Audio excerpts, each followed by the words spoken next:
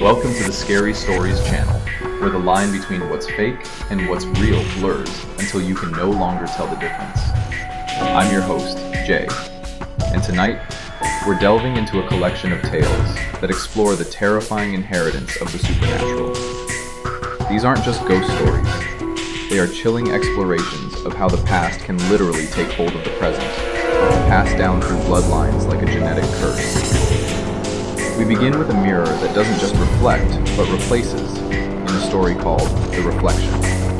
So, turn down the lights, draw closer to the screen, and ask yourself, what part of your family's legacy is waiting for you in the dark?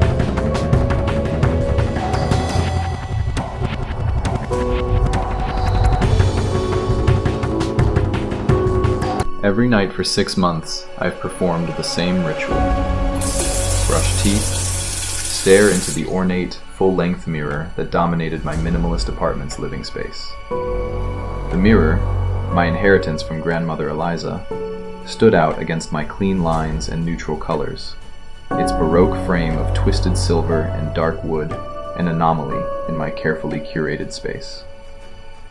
Tonight started no differently.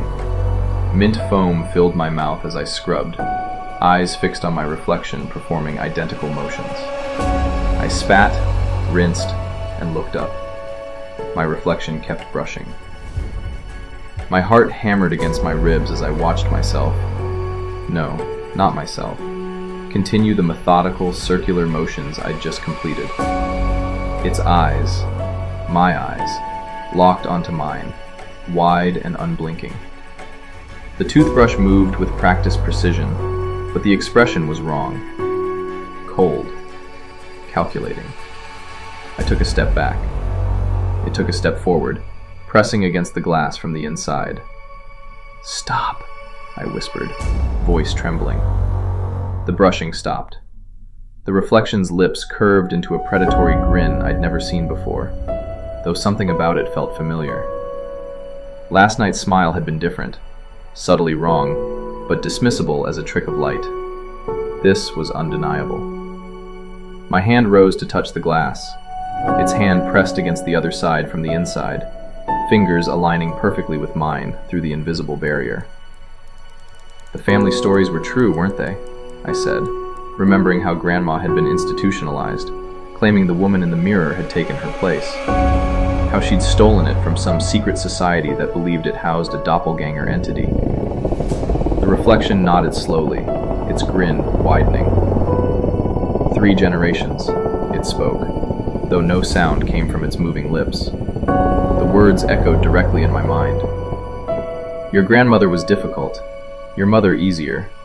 You've been the most observant, the most prepared. The apartment around me began to shimmer, like heat haze rising from asphalt. The reflection's world grew sharper, more defined, while mine softened at the edges. The mirror isn't a portal, it continued, pressing harder against the glass. It's a cage, and you're on the wrong side of the bars. I stumbled back, but my feet wouldn't leave the spot. The floor beneath me felt like sinking sand. The reflection stepped out of the mirror frame into my apartment, its form solidifying as mine grew translucent.